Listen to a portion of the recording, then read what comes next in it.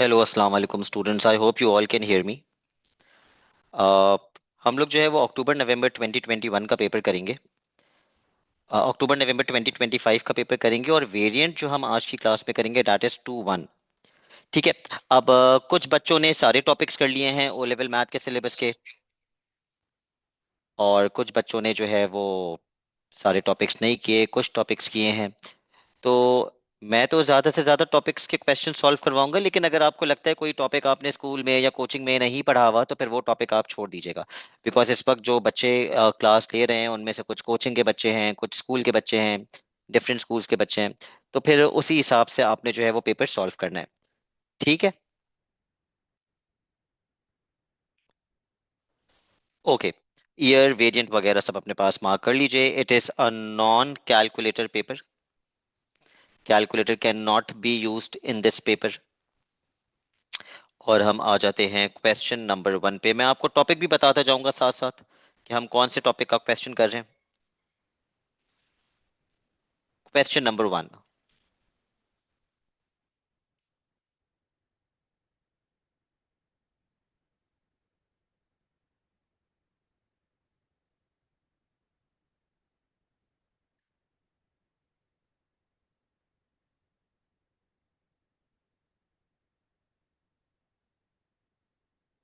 Please पढ़ लीजिए question.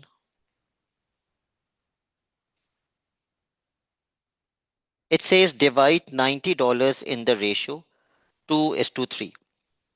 अब टोटल रेशियो जो है वो यहाँ पे 5 बनता है। आप चाहें तो दो हेडिंग्स डाल दें, एक रेशियो की और एक अमाउंट की। टोटल रेशियो अगर आप इन दोनों रेशियोज को ऐड कर लें तो टोटल रेशियो बन जाता है 5, और टोटल अमाउंट है 90। तो मैंने 5 के सामने 90 लिख दिया। अगर मुझे 2 रेशो का अमाउंट निकालना है तो मैं 2 के सामने x लिख दूंगा, क्रॉस मल्टीप्लाई कर दूंगा, और मेरे पास 2 रेशो का अमाउंट आ जाएगा। But make sure you do not use a calculator. तो ये हो जाएगा 5 × 2 = 2 × 90। 5 वहां जाके डिवाइड हो जाएगा। Let's cancel out. 5 1 = 5, 5 1 = 5, 4 कैरी, 40 बन गया। 5 8 = 40, 18 2 = 36। तो 2 रेशो का अमाउंट आ गया मेरे पास $36। तो अब मैं दोबारा से क्रॉस मल्टीप्लाई नहीं करूंगा। अगर टोटल अमाउंट $90 है और 2 रेशो का अमाउंट $36 आ गया है मेरे पास, तो मैं माइनस कर दूंगा। 90 माइनस 36, $54। ठीक है। आई होप ये समझ में आ गया है। नेक्स्ट क्वेश्चन पे आ जाते हैं। Question number 2। पढ़ लीजिए क्वेश्चन प्लीज।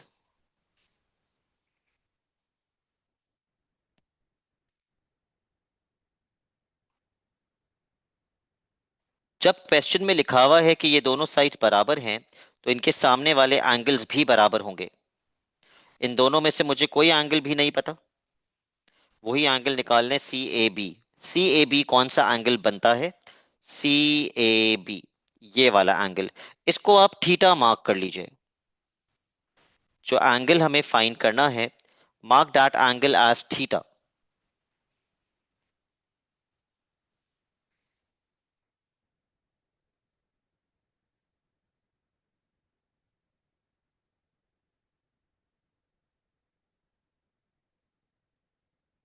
अगर ये एंगल थीटा है तो ये भी थीटा हो जाएगा obviously. What I want you people to do is, क्योंकि ये पूरा 360 होता है, आप 360 में से 82 और 148 माइनस कर दीजिए प्लीज, ताकि आपके पास ये वाला एंगल आ जाए। So let's do this first. सबसे पहले तो 82 प्लस 148 कीजिए। अब कैलकुलेटर नहीं है तो जाहिर सी बात है मैन्युअली प्लस करना पड़ेगा।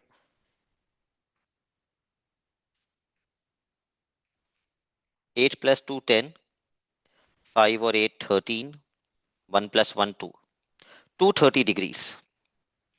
ये तो टोटल आ गया। अब मुझे 360 में से 230 माइनस करना पड़ेगा। 360 माइनस 230, अगर आप डायरेक्टली कर सकते हैं मेंटल मैथ करके तो आप डायरेक्टली कर लीजिए। यह आ जाएगा 130 डिग्रीज। अब आपको पता है एक ट्रायंगल का टोटल 180 होता है। So theta plus theta plus 130 is equal to 180. Please find the value of theta from here. I'm going to wait.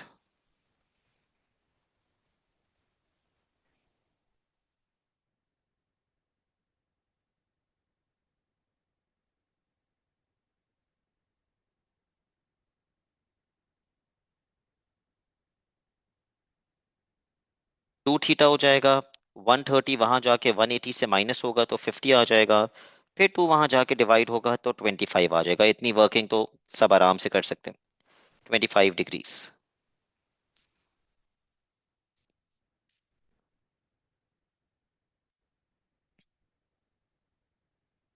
Okay, find the interior angle of a regular 20 sided polygon. तो polygons का topic अभी मैंने कहीं भी नहीं पढ़ा है, तो पॉलीगॉन्स का क्वेश्चन हम नहीं करेंगे। आगे आ जाते हैं। The area of a triangle is 12 centimetre square. Okay, the length of the base of the triangle is 8 centimeters. Work out the height of the triangle.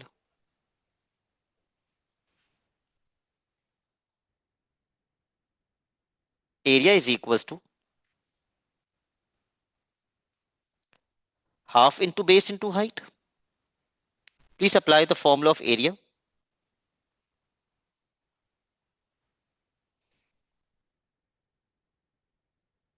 और एरिया में आप एरिया पुट कर दीजिए, बेस में आप बेस पुट कर दीजिए, और हाइट हमें फाइंड करनी है। तो 2 वन जा 2, 2 फोर जा 8, 4 वहां जाके डिवाइड हो जाएगा, 12/4।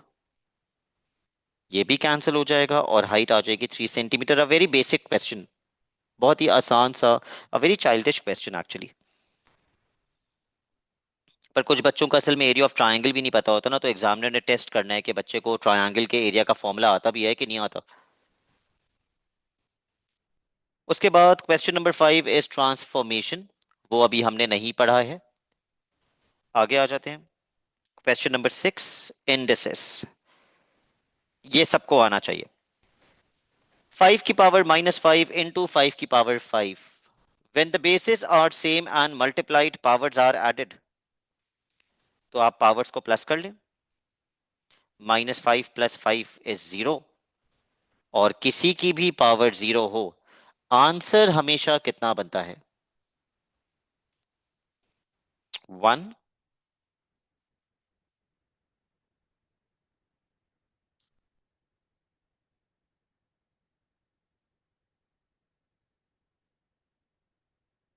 बाकी आप लोग अगले क्वेश्चन पे, अगले पार्ट पे आ जाएं। 125 की पावर 2/3।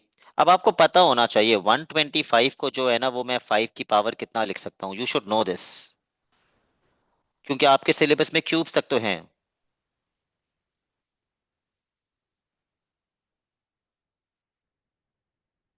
तो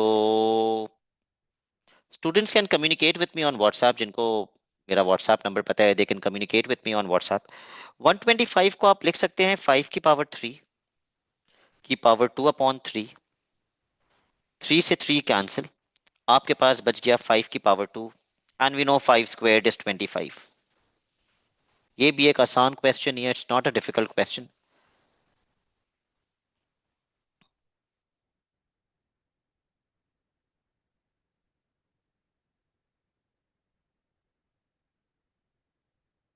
आगे चलें।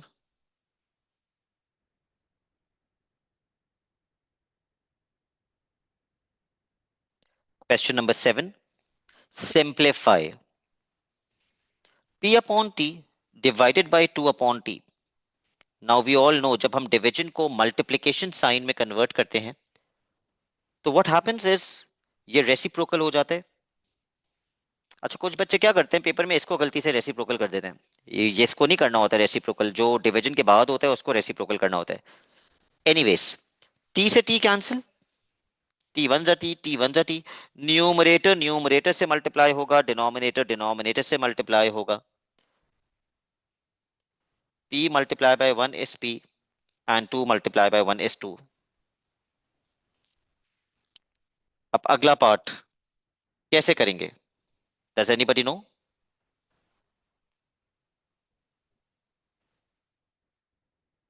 एलसीएम लेके।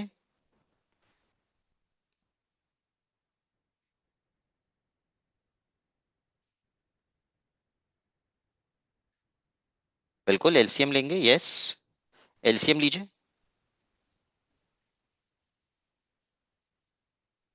आप यू शुड नो एलसीएम क्या आएगा इसका, मैं बता देता हूँ वैसे तो एलसीएम क्या आएगा, और आप लोग चैट में भी कम्युनिकेट कर सकते हैं।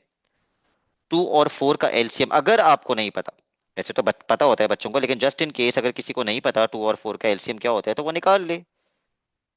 यहाँ पे 2 लिख दे, 2 1 जा 2, 2 2 जा 4, फिर वो यहाँ 2 दोबारा लिख दे, 2 1 जा 2, 2 1 जा 2, इनको मल्टीप्लाई करेंगे तो एलसीएम 4 आएगा। लेकिन कुछ बच्चों को लगता है 2 और 4 का एलसीएम 8 होता है, इट इज नॉट 8। तो भाई अगर एलसीएम 4 है तो 4 को 4 बनाने के लिए इट इज 4 1 जा 4, तो ऊपर भी मल्टीप्लाई बाय 1, एंड 2 2 जा 4, तो ऊपर मल्टीप्लाई बाय 2।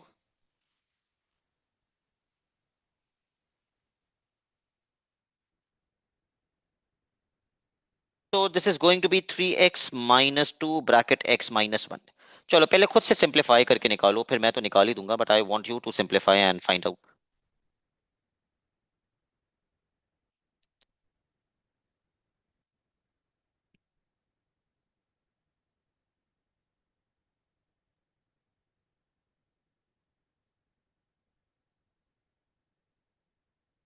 आ गया answer, okay.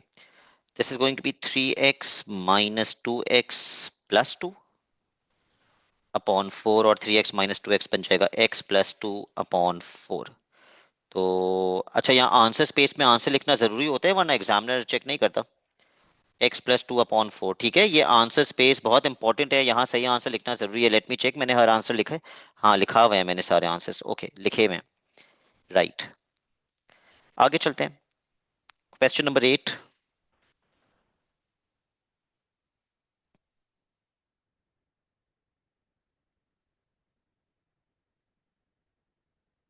Yes Junaira, thank you.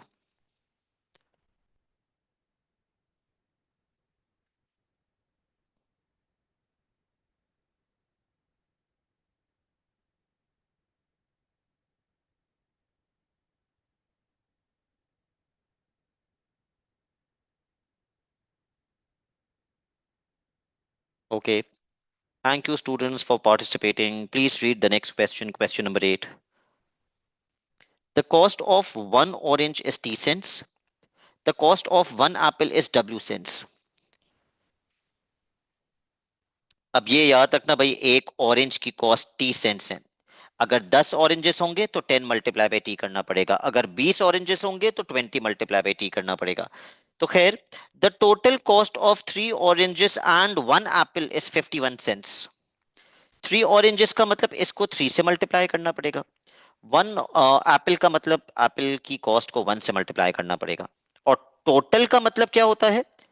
Total का मतलब होगा मुझे इन पैसों को प्लस करना पड़ेगा, यानी कि 3 oranges 3t +1 Apple 1 W। 1 W तो नहीं लिखते, फिर W ही लिखेंगे ऑब्वियसली। और इसको मैं इक्वेट किससे कर दूंगा? What am I going to equate it to?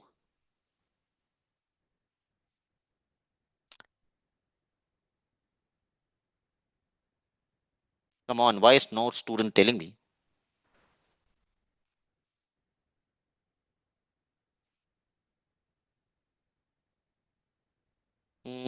ठीक है, 51, ये मेरी पहली इक्वेशन आ गई। देखो उन्होंने क्वेश्चन में बोला है, यहाँ उन्होंने क्वेश्चन में लिखा है यू साइमल्टेनियस इक्वेशंस, तो मुझे 2 इक्वेशंस बनानी पड़ेंगी सॉल्व करने के लिए,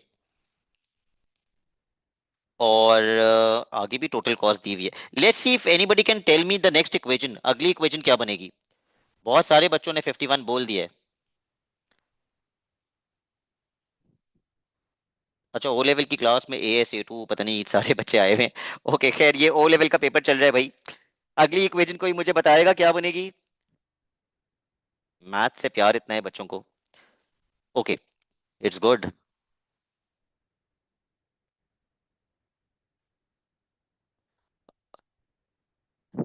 okay Shuja, you can also tell me, Maisam भी बता सकता है। 6 ऑरेंजेस, यानी कि अब मैं ऑरेंज की कॉस्ट को 6 से मल्टीप्लाई करूंगा। और कितने एप्पल्स? 5 एप्पल्स। तो एप्पल की कॉस्ट को 5 से मल्टीप्लाई करूंगा, so this is going to be 60 plus 5W is equals to 129। ये आ गई दूसरी इक्वेशन। और फिर अब हमें बहुत सारे बच्चों ने सही जवाब दिया है, ग्रेट। Yes Anmata, correct. किसको सब्जेक्ट बना दूं, किसको सब्जेक्ट बनाना ज्यादा आसान है? ऑब्वियसली पहली इक्वेशन से W को सब्जेक्ट बना देते हैं। पहली इक्वेशन से W को सब्जेक्ट बनाने का मतलब है 3T वहां जाके minus. So this is going to be 51 minus 3T, equation number 3।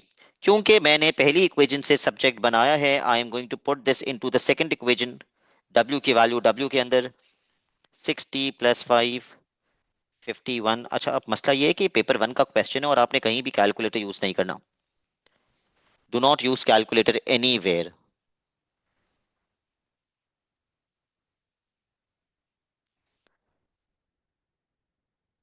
अच्छा, बच्चों ने तो आंसर भी लिखना शुरू कर दिया है। अरसलान का तो शायद आंसर भी आ गया है, तो मैं शायद थोड़ा स्लो चल रहा हूँ। 51 into 5 without calculator, okay direct भी बता सकते हैं वैसे। 5 1 जा 5, 5 5 जा 25, 255 minus 15T is equal to 129। Let me quickly complete this. 60 minus 15T बन जाएगा -90। और 255 अगर मैं वहां ले जाऊं, 255 में से मुझे 129 माइनस करना है, कैरी करना पड़ेगा। 621 माइनस 126, माइनस से माइनस कैंसिल एंड देन 126/9। क्या 9 के टेबल से मैं इसको कैंसिल कर सकता हूँ?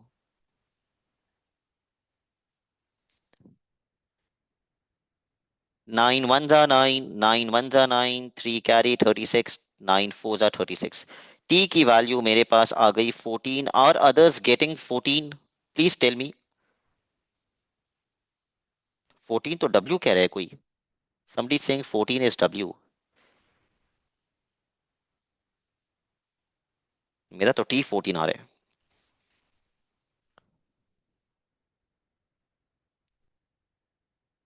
अब W की वैल्यू निकालते हैं। अब W की वैल्यू कैसे निकालेंगे? T की वैल्यू थर्ड इक्वेशन में पुट कर देंगे। So I am putting the value of T। Third equation बेहतरीन होती है, हमेशा थर्ड में ही पुट किया करो, ठीक है। 51 minus 3 times 14,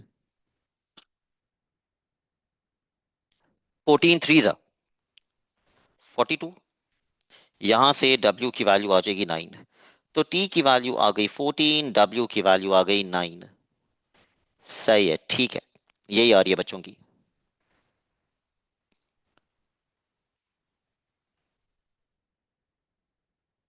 okay Shuja, thank you so much. Thank you Shavez. ठीक है, क्वेश्चन नंबर 9। जब बच्चों को समझ में ही नहीं आता ये कौन से टॉपिक का क्वेश्चन है। Upper bound, lower bound, accuracy पढ़िए, सवाल पढ़िए। नियरेस्ट किलोमीटर पर आवर का मतलब है 1 किलोमीटर पर आवर। जो भी एक्यूरेसी दी हुई होती है उसको डिवाइड बाय 2 करते हैं, तो ये 0.5 हो जाएगा। अगर आप 0.5 इसमें प्लस करेंगे तो आपको स्पीड का अपर बाउंड मिल जाएगा, और अगर 0.5 माइनस करेंगे तो स्पीड का लोअर बाउंड मिल जाएगा। तो हमें स्पीड दी हुई है, हमें टाइम दिया हुआ है, हमें डिस्टेंस निकालना है। देखो, आप ये सॉल्व नहीं कर सकते जब तक आपको डिस्टेंस का फॉर्मूला नहीं पता होगा। मुझे नहीं पता डिस्टेंस का फॉर्मूला, लेकिन मुझे स्पीड का फॉर्मूला पता है। Speed is equal to distance upon time. Yes it is limits of accuracy. Time वहां जाके मल्टीप्लाई हो जाएगा, तो स्पीड मल्टीप्लाई बाय टाइम। अब सवाल ये है कि अगर मुझे डिस्टेंस का लोअर बाउंड चाहिए, अगर मुझे डिस्टेंस का लोअर बाउंड चाहिए, तो टाइम पे तो कोई एक्यूरेसी लिखी भी नहीं ना, टाइम तो नहीं चेंज हो सकता। टाइम तो रहेगा 2। लेकिन अगर मुझे आंसर छोटा चाहिए, छोटी वैल्यू चाहिए, तो आप स्पीड का कौन सा बाउंड इस्तेमाल करेंगे कि आंसर छोटा है?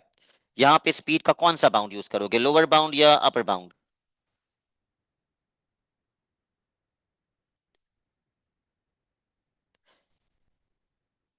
बिल्कुल सही।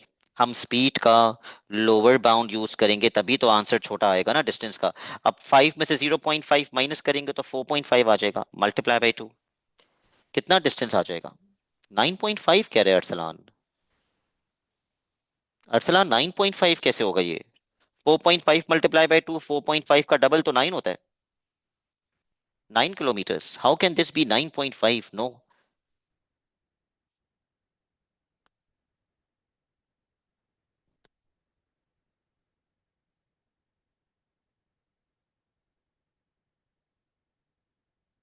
ठीक है, नेक्स्ट क्वेश्चन।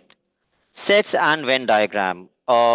जिन बच्चों ने ये टॉपिक नहीं पढ़ा वो ये क्वेश्चन छोड़ सकते हैं, लेकिन स्कूल वाले स्टूडेंट्स को ये टॉपिक पढ़ा दिया है, तो स्कूल वाले बच्चे जो हैं वो ये क्वेश्चन अटेम्प्ट कर सकते हैं। बाकी कोचिंग वाले बच्चे भी अगर उनको समझ आता है तो वो अटेंड कर लें। एन इज एन इंटीजर, और 1 से लेके 8 तक, तो 1 से लेकर 8 तक इंटीजर्स ये सारे हो जाएंगे। इंटीजर्स होल नंबर्स को कहते हैं, ठीक है। Integers are whole numbers. ए जो है वो फैक्टर्स ऑफ 12, इनमें से 12 के फैक्टर्स कौन कौन से हैं? What are the factors of 12 in this? 1 भी 12 का फैक्टर है, 2 भी है, 3 भी है, 4 भी है, 6 भी 12 का फैक्टर है, और बी है ऑड नंबर्स। इनमें से ऑड नंबर्स कौन कौन से हैं? 1, 3, 5, 7। Part A intersection B. सबसे मुश्किल यही याद नहीं होता सर कि यूनियन किसे कहते हैं और इंटरसेक्शन किसे कहते हैं, तो दोबारा बता दूं, union means everything, intersection means common. लिख लो अपने पास। नहीं याद होता तो रात को सोने से पहले 3 बार पढ़ के सो, नींद भी अच्छी आएगी और याद भी हो जाएगा। पता नहीं कितनी बार मैं बच्चों से ये बोल चुका हूं। खैर, इंटरसेक्शन मींस कॉमन, तो ए और बी का कॉमन देख लो भाई, कौन कौन से हैं जो ए में भी आ रहे हैं और बी में भी आ रहे हैं। What are the common of A and B? Yes Shaheer, absolutely correct, 1 and 3। तो ऐसे लिखोगे आंसर। ठीक है, देखो ना, उन्होंने जो आंसर स्पेस दी है वहां लिखोगे 1, 3। ठीक है, तो लिखने का, आंसर लिखने का तरीका भी आपको पता होना चाहिए, ऐसे ही अपनी मर्जी से कुछ भी मत लिख देना। 1, 3।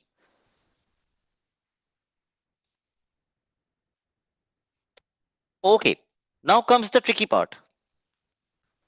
ए complement union B. Part B, A complement. पहले तो आप ए कॉम्प्लीमेंट लिखेंगे कि भाई ए कॉम्प्लीमेंट में कौन कौन से नंबर्स आएंगे। कॉम्प्लीमेंट मतलब होता है आउटसाइड ए, इसके बाहर। अब यूनिवर्सल सेट में से इसके बाहर आप देख लीजिए कौन कौन से डिजिट्स आ रहे हैं। 1, 2, 3, 4 और 6 के अलावा इसमें आ जाएंगे 5, 7 और 8। ये ए कॉम्प्लीमेंट हो गया। अब आपको इसका और बी का यूनियन करना है, इसका और बी का यूनियन करना है, and union means everything. Union means everything. तो इसका और इसका एवरीथिंग में क्या क्या आ जाएगा? A complement union B. 1, 3, 5, 7, 8। अब 2 बार नहीं लिखोगे जो रिपीट हो रहे हैं, इसके और इसके एवरीथिंग में ये आ जाएगा। लेकिन what do we ignore? What do we ignore? We ignore this n. इस एन का मतलब क्या होता है? Do you people know? N का मतलब होता है नंबर ऑफ एलिमेंट्स, कि ये कितने हैं क्वांटिटी में, 1, 2, 3, 4, 5, ये 5 हैं। तो नंबर ऑफ एलिमेंट्स 5 होंगे आपका आंसर।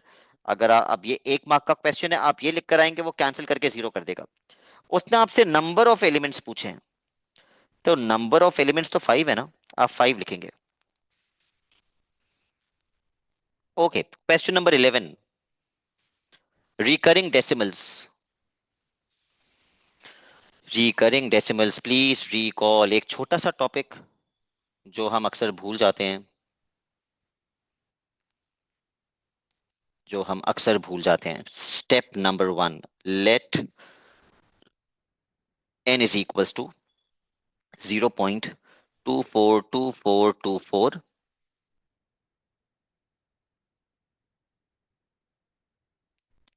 चूंकि दो डॉट्स हैं तो मैंने तो यही सिखाया था भाई, दो डॉट्स हो तो मल्टीप्लाई बाय 100 करना, एक डॉट होता तो मल्टीप्लाई बाय 10 करता। और हाँ, ये पेपर हम कल कंटिन्यू भी करेंगे। Don't forget to join at 10 PM tomorrow as well. ठीक है। इस रमजान को हम वीकेंड्स को जो है वो 1 घंटा ईयरली पास पेपर्स करेंगे, ताकि हमारी जो ए या ए स्टार या डिस्टिंक्शन लाने का एम है वो और ज्यादा बेहतर हो जाए। तो when we multiply by 100 on both sides this becomes 100n, और ये बन जाएगा 24.242424।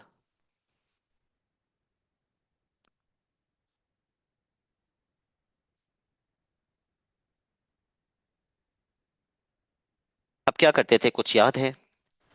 अब हम, ये हो गई इक्वेशन 1 और ये हो गई इक्वेशन 2। अब हम करते हैं equation number 2 minus equation number 1। Shuja क्या मुझसे भी पहले पहले आंसर दे रहे हैं? तो इक्वेशन 2 माइनस इक्वेशन 1,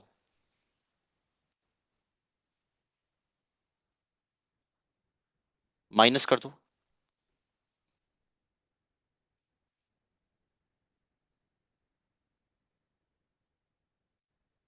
तो 4 - 4 0 0 0 0 24 99n।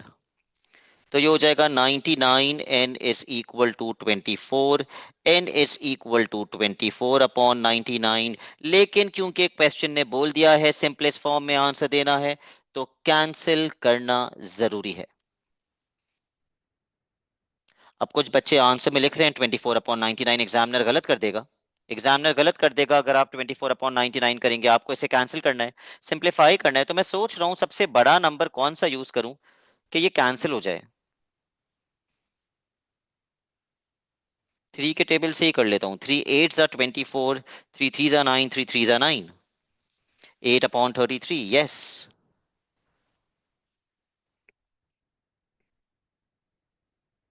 यस दानियाल, कैंसिल करके 8/33 आना चाहिए answer. Question number 12, sector. Please read the question. एक ऐसी वैल्यू उसने क्वेश्चन में ही दे दी जो वो अक्सर कैलकुलेट करने के लिए कहता है।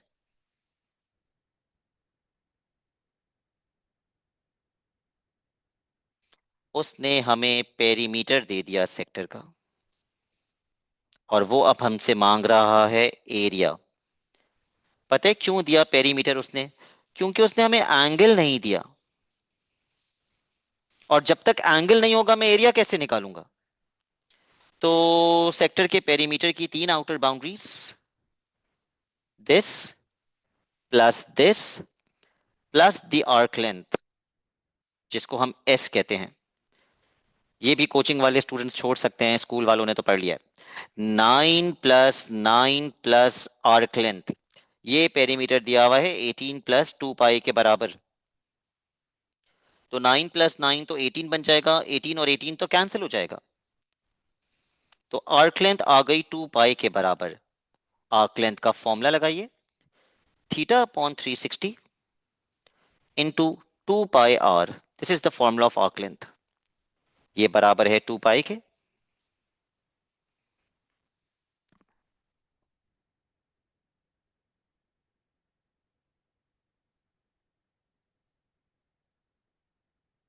हाँ शुजा, ये वाला भी हमने नहीं पढ़ा, तो ये वाला आप छोड़ सकते हैं अभी।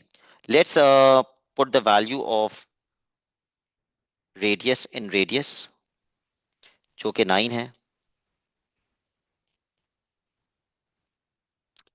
आप 360 वहां ले जाके मल्टीप्लाई कर दीजिए, और इस टर्म को वहां ले जाके डिवाइड कर दीजिए।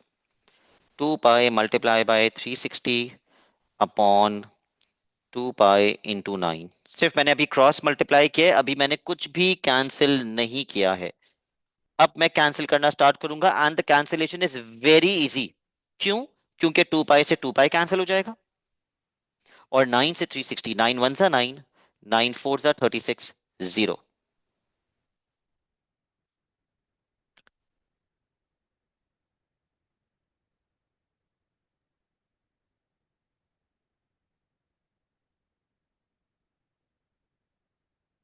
चलिए इसको सिंप्लीफाई कर लीजिए।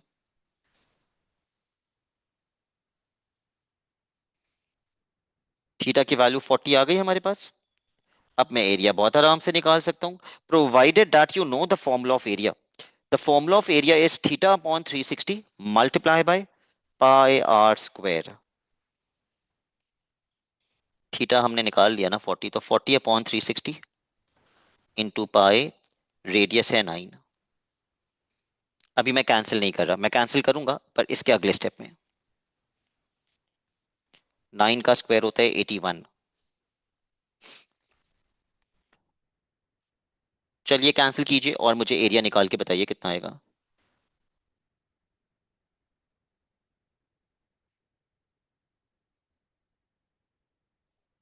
0 से 0 कैंसिल, 4 1 जा 4, 4 9 जा 36, 9 1 जा 9, 9 9 जा 81। एरिया आ गया 9 पाई, और उसने बोला भी था क्वेश्चन में कि give your answer in terms of pi, so the answer is 9 pi.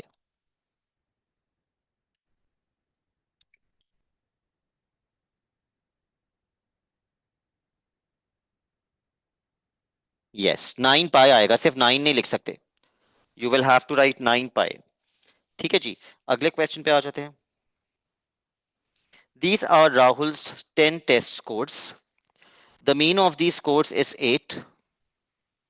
Find the interquartile range. You must show all your working.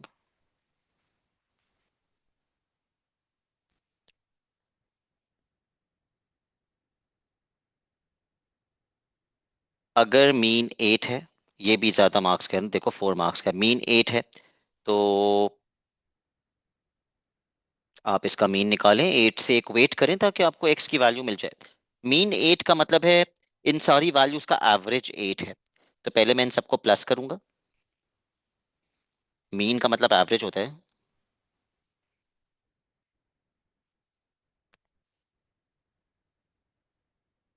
Divided by the total number of values 10 is equals to the mean, जो कि कितना दिया हुआ है हमें, 8 के बराबर। तो सबसे पहले तो आप 10 वहां ले जाके मल्टीप्लाई कर दें, और ये बन जाएगा 80। इक्वल्स टू से पहले क्या बनेगा वो जरा आप ऐड कर लें, ये सारी वैल्यूज। तो 9 + 8 17, 17 + 9 26, 26 + 10 36, 36 + 7 43, 43 + 9 52, 52 + 9 61, 61 + 7 68। और कितनी बार x ऐड हो रहा है, 2 बार, ओके, 2x। अब 68 वहां जाके 80 से माइनस हो जाएगा और ये बन जाएगा 12, और x की वैल्यू आ जाएगी 6। ओके, x की वैल्यू जब 6 आ जाएगी तो इसका मतलब ये हुआ कि ये भी 6 है और ये भी 6 है।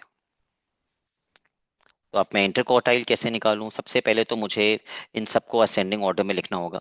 आई will have to write all these values in ascending order. तो 6 6 7 7, फिर 8 कितने हैं, एक 8 है, फिर 9 4 हैं, फिर एक 10 है। ये हो गई 10 values, these are 10 values.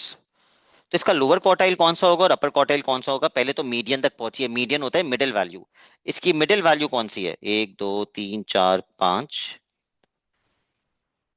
10 values हैं, तो मिडिल वैल्यू यहां आएगी। जाहिर है मिडिल वैल्यू वो होती है जिससे पीछे जितनी वैल्यूज हैं आगे भी उतनी वैल्यूज होनी चाहिए, पीछे 5 है तो आगे भी 5 होनी चाहिए। तो मिडिल वैल्यू यहाँ, मीडियन इसका बीच में 8 और 9 के, अगर वैल्यू पूछोगे मीडियन की तो 8.5, 8 और 9 के बीच में 8.5।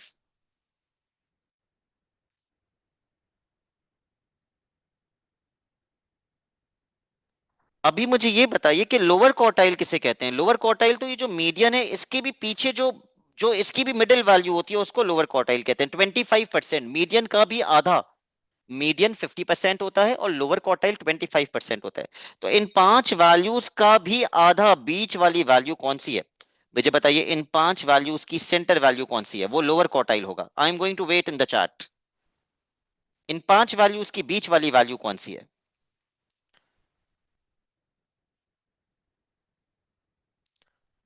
Waiting. Come on students, yes 25%। कौन सी वैल्यू है? एक स्टूडेंट ने कहा 6.5। अमीन कह रहे हैं 6.5। Amin, I think you should reconsider your answer. Wasiq कह रहे हैं 7। अरसलान 7। 7 excellent answers. क्यों अमीन? क्योंकि एक दो तीन चार पांच वैल्यूज के बीच में तो ये वाली वैल्यू होगी ना, थर्ड वैल्यू। 6.5 तो नहीं होगा। यस, 7। तो लोअर क्वार्टाइल आ जाएगा 7। क्या अब कोई मुझे अपर क्वार्टाइल बता सकता है? ये जो मीडियन के आगे पांच वैल्यूज हैं, इनकी सेंटर वैल्यू कौन सी है? वो अपर क्वार्टाइल होगा। Anyone upper quartile?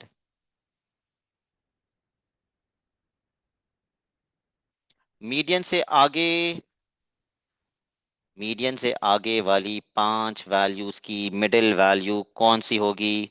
I would want Ameen to tell me, क्योंकि पिछली बार अमीन ने थोड़ा सा गड़बड़ कर दी थी।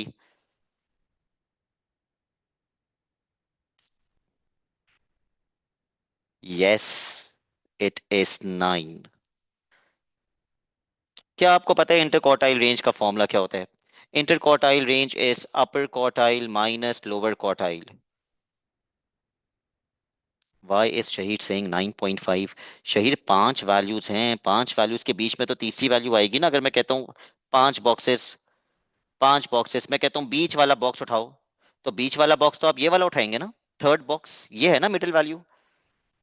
Inter quartile range is upper quartile minus lower quartile, कितना आ जाएगा?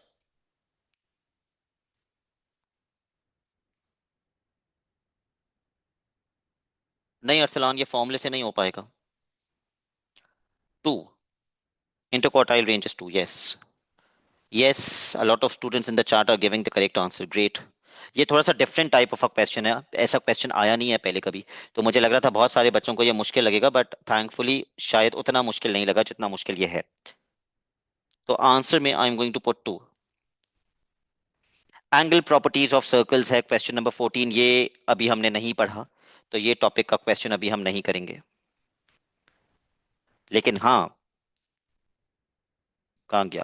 क्वेश्चन 15 हम जरूर करेंगे। Right 66,000 in standard form. Standard form एक ऐसी फॉर्म को कहते हैं जहां डेसिमल पहले डिजिट के बाद होना चाहिए। Decimal should be after the first digit and the first digit can not be a zero. It can not be a zero.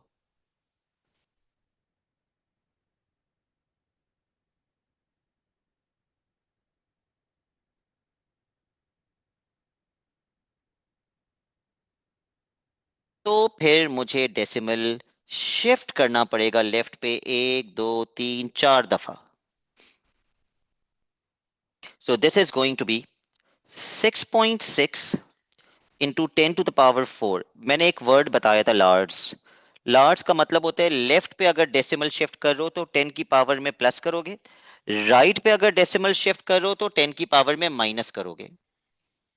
So yes, 6.6 into 10⁴ is the answer, correct.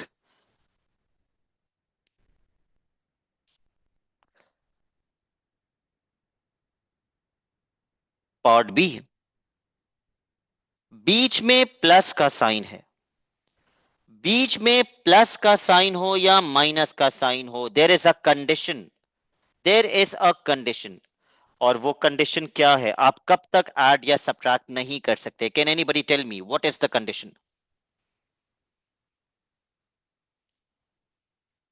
Yes Wasiq, हम IGCSE का paper कर रहे हैं, अक्टूबर नवंबर 2025, paper 2 variant 1। पर मुझे ये तो बताओ, बीच में प्लस का साइन है तो हम कब तक एडिशन या सब्ट्रैक्शन नहीं कर सकते? Why is nobody telling the? Yes Arsalan ने बता दिया, the powers must be same. तो या तो मैं पावर 8 को 7 करूं, या फिर मैं पावर 7 को 8 करूं।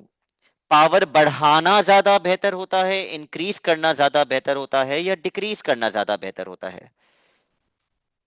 बेहतर कर तो दोनों ऑप्शंस तो दोनों हैं आपके पास, लेकिन ज्यादा बेहतर होता है कि पावर को आप क्या करें, इंक्रीज या डिक्रीज? इंक्रीज। एक डेसिमल लेफ्ट पे शिफ्ट कर दो, पावर इंक्रीज, ओके, 8 बन जाएगी। ठीक है। So 3.7 into 10 to the power 8 plus 0.37 into 10 to the power 8। Now we can add. Yes, now we can add.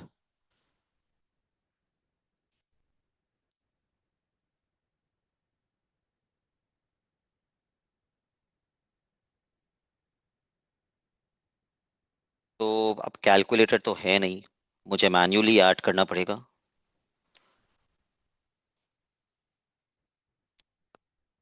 4.07 into 10 to the power 8।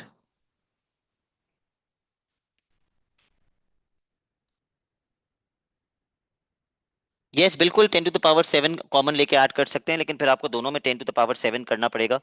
जो बच्चे पावर को 7 कर रहे हैं, फिर वो एक डेसिमल राइट पे लेके जाएंगे और ये पावर 7 हो जाएगी 37 करके। पर उसमें पता है ऐड करने का फायदा ये होता है, डायरेक्टली आंसर स्टैंडर्ड फॉर्म के अंदर आते हैं। अगर आप पावर 7 करेंगे ना दोनों को, फिर आंसर स्टैंडर्ड फॉर्म में नहीं आएगा, फिर उसको एक और स्टेप में स्टैंडर्ड फॉर्म में करने के लिए एक और स्टेप करना पड़ेगा। खैर, the answer is 4.07 into 10 to the power 8।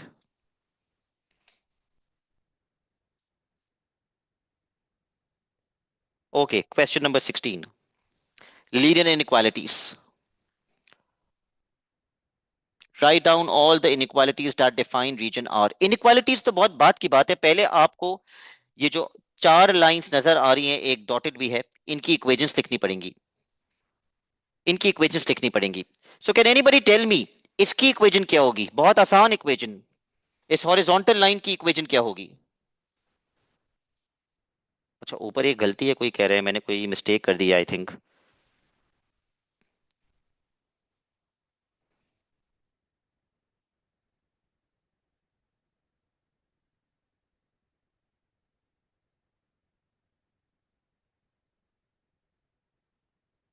I think ये सही है answer, 4.07 into 10 to the power 8, ये सही है। ठीक है, y इज इक्वल टू 4 सही बता रहे हैं इस लाइन की इक्वेशन बच्चे मुझे। उसके बाद इस लाइन की इक्वेशन भी बता दीजिए please.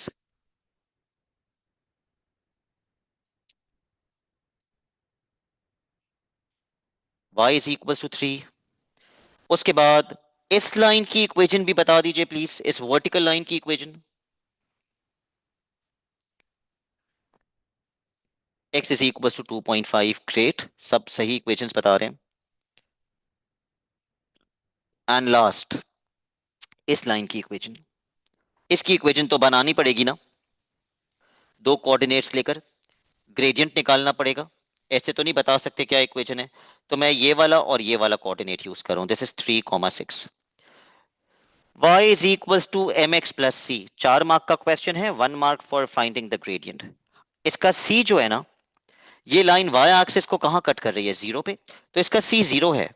The value of c is zero. Gradient आप निकाल लें दो कोऑर्डिनेट्स मार्क करके, मैंने तो दो कोऑर्डिनेट्स मार्क कर दिए, ये ग्रेडियंट का फॉर्मूला लगा लो और ग्रेडियंट निकाल लो, और मुझे बता दो ग्रेडियंट कितना है।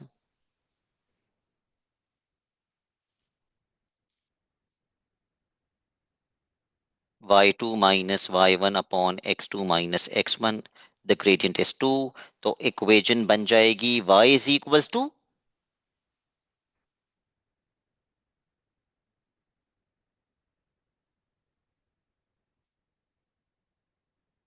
2x। तो इसके ऊपर मैंने इसकी इक्वेशन लिख दी। All right, now that we have the equations, we can definitely define the region। किससे स्टार्ट करें? इससे स्टार्ट करते हैं, चलो। रीजन और इस लाइन के कहां है? नीचे। I hope you all agree, region और इस लाइन के नीचे है, तो इनइक्वालिटी क्या लगाऊं? What inequality? जल्दी जल्दी, टाइम कम है। नीचे होगा तो इनइक्वालिटी क्या लगेगी? लेस देन और इक्वल्स टू। अच्छा, कुछ बच्चों को कंफ्यूजन होती है कि सर लेस देन आएगा या लेस देन इक्वल्स टू आएगा। तो देखो बोल्ड लाइन है ना, बोल्ड है, सॉलिड है, तो इक्वल्स टू आएगा, तो इसलिए मैंने इक्वल्स टू लगाया। अब somebody is asking y equals to mx plus c के विदाउट नहीं हो सकता ये। अगर आप डायरेक्टली बना सकते हैं इक्वेशन, आप डायरेक्टली लिख सकते हैं, you can directly write down the equation. उसके बाद let's talk about this dotted line, y is equals to 3। Region R इस लाइन के कहां है?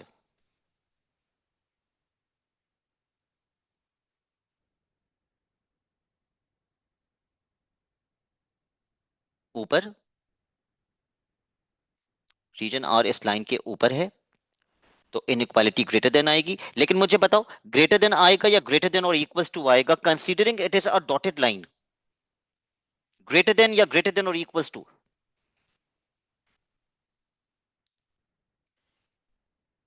सिर्फ ग्रेटर देन। ओके हानिया, मैं रिपीट कर देता हूं, अगर लाइन सॉलिड होगी यानी कि डॉटेड नहीं होगी तो फिर इक्वल्स टू आता है। अगर लाइन डॉटेड होगी तो फिर इक्वल्स टू नहीं आएगा, जैसे मैंने इसमें नहीं लगाया इक्वल्स टू। ठीक है,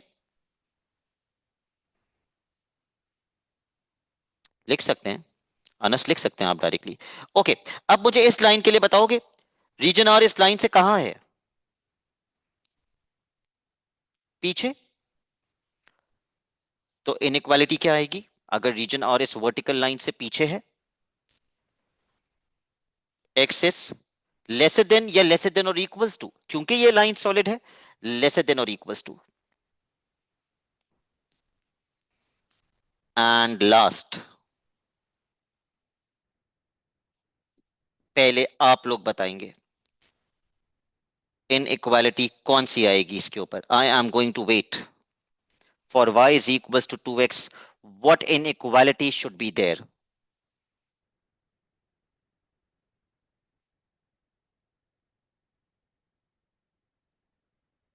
still waiting, still waiting. Chat में आंसर्स थोड़ा लेट आते हैं असल में, कुछ शायद यूट्यूब की वजह से ऐसा होता है, कुछ लैग आता है, बट यस लेट्स वेट।